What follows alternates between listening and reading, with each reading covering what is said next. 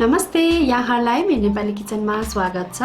आज म यहाँहरुमाझ whole chicken रोस्टको recipe लिएर आएकी छु र यो चाहिँ हामीले घरमा बिना ओभन सजिलैसँग बनाउन सकिने चिकन रेसिपी हो र यसरी बनाएको होल चिकन चाहिँ भित्रैसम्म मज्जाले पाक्नुको साथसाथै यसको स्वाद पनि एकदमै मिठो हुन्छ। आउनुहोस् बनाउनतिर लागौं है त। सबैभन्दा सुरुमा मैले यहाँ एउटा होल चिकनलाई लिएकी छु। अब यसलाई हामीले छातीको भागपट्टिबाट यसरी काटेर चिरा बनाउनु पर्छ।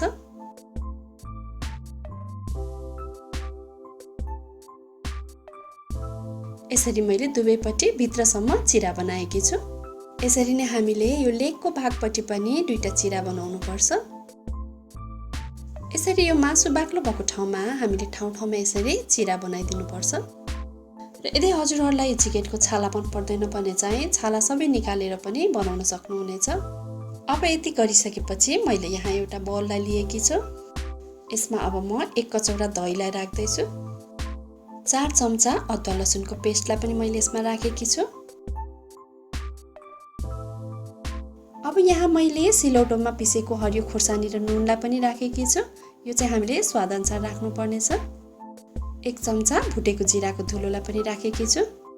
1 चम्चा चिकन मसलालाई पनि यहाँ राख्नु पर्छ। एउटा कागतीको रसलाई पनि मैले यसमा राखेकी छु। सानो कचौराको आधा कचौरा तोरीको तेललाई पनि मैले यसमा राखेकी छु। अब एउटा अन्डालाई पनि फुटाएर राखौं। रातो धुलो खोर्सानीलाई पनि मैले यसमा राखेकी छु। थोरै मात्रामा ऑरेन्ज फुड कलरलाई पनि मैले यसमा राखेकी छु। यसले चाहिँ स्वादमा चाहिँ केही फरक पार्दैन र मैले चाहिँ यहाँ कलरको लागि राखेकी हो। हजुरहरूले यसलाई स्किप गर्न पनि सक्नुहुनेछ। अब यसलाई राम्रोसँग मिक्स गर्नुपर्छ।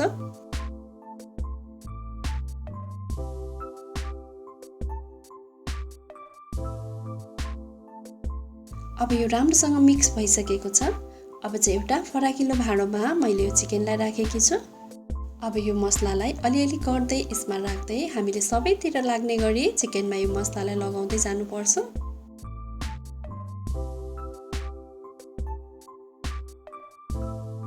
र यो चिरा पारेको भित्रसम्म मसला लाग्ने गरी हामीले लगाउनु पर्छ। र यो चिकनको भित्रको खोक्रो भागमा पनि हामीले राम्रोसँग यो मसलालाई लगाउनु पर्छ। यसरी चिकनको सबैतिर लाग्ने गरी हामीले मसलालाई मजासँग लगाउनु पर्छ। अब यो चिकन मेरिनेट भइसकेको छ। अब यसलाई हामीले कम्तीमा आधी घण्टा र टाइम छ भने 2-3 घण्टासम्म हामीले यसलाई फ्रिजमा राखिदिनु पर्छ। अब 2-3 घण्टा फ्रिजमा राखिसकेपछि मैले यो चिकनलाई फ्रिजबाट बाहिर निकालिसकेकी छु। र अब चाहिँ हामीले ग्यासमा एउटा ठुलो फराकिलो भाँडो अथवा कराईलाई बसाउनु पर्छ। र मैले यसमा आधा प्याकेट भन्दा अलिक कम नुनलाई राखेर यसरी फिजाएकी छु।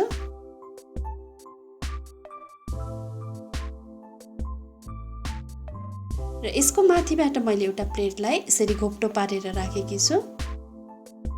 र अब चाहिँ हामीले यो भाँडोभित्र अट्ने खालको कुनै पनि प्लेट अथवा ट्रेलाई लिनुपर्छ। र यसको माथिबाट चाहिँ मैले फोलिक पेपरले यसरी र्याप गर्दैछु। हजुरहरूसँग फोलिक पेपर छैन भने चाहिँ प्लेट अथवा ट्रेमा तेललाई दल्न पनि सक्नुहुनेछ। अब यसलाई यो प्लेटको माथिबाट राखिदिनु पर्छ।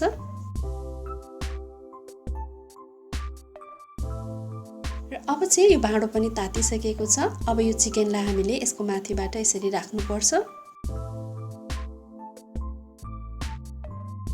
र यो भाँडोमा बाँकी रहेको सबै मसलाहरूलाई मैले यसको माथिबाट यसरी राखिदिँदैछु।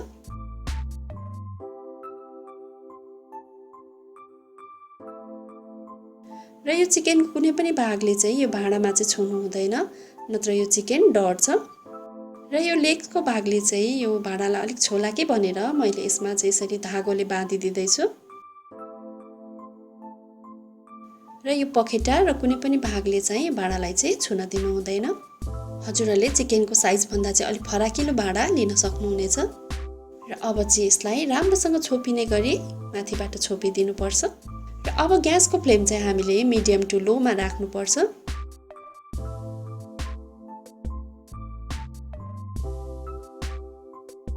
अब पकाउन राखेको 30 मिनेट जति भइसकेको छ। मैले यसलाई खोलेर हेर्दैछु। अब यसरी यो हड्डीबाट मासुहरू छुटिसकेको छ। अब यो लगभग पाकिसकेको जस्तो छ।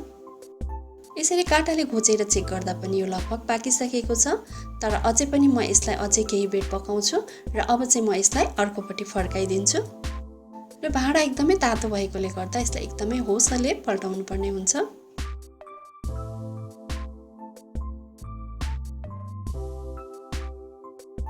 अब पल्टाइसकेपछि मैले एउटा ब्रसको सहायताले यसमा हल्का तेललाई यसरी लगाइदिँदैछु।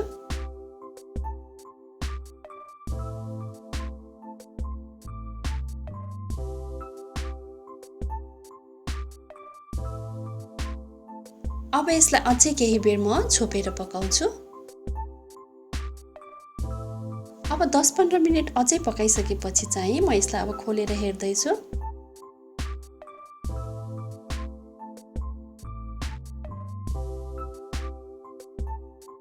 अब फेरि म यसलाई अर्कोपट्टि फर्काइदिन्छु।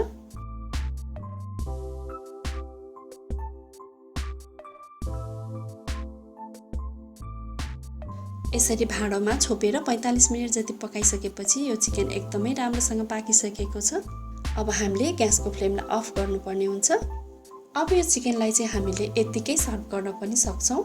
तर मैले यहाँ ग्यासमा एउटा प्यानलाई तताएकी छु र यसमा अलिकति तेललाई राखेर यो चिकनलाई म हल्का सेकाउँछु।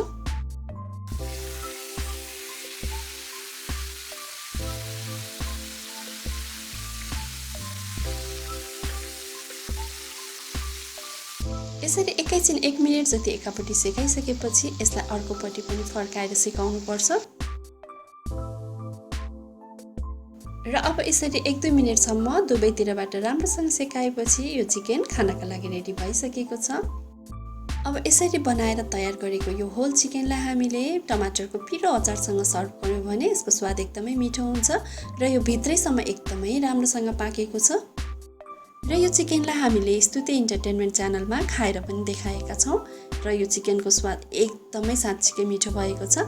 हजुरहरूले पनि एकपटक घरमा अवश्य पनि यसरी नै यो होल चिकनको रेसिपी ट्राई गर्नुहोला र यसरी बिना ओभन एकदमै हेल्दी चिकन बनाएर हामी खान सक्छौं।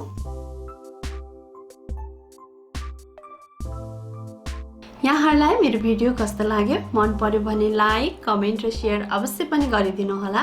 यहाँहरूले मेरो नेपाली किचनको फेसबुक पेज र इन्स्टाग्राममा पनि मलाई फलो गरिदिनु होला र यदि च्यानललाई सब्स्क्राइब गर्नुभएको छैन भने सब्स्क्राइब गरेपछि छेउमा रहेको बेल आइकनलाई अवश्य क्लिक गरिदिनु होला।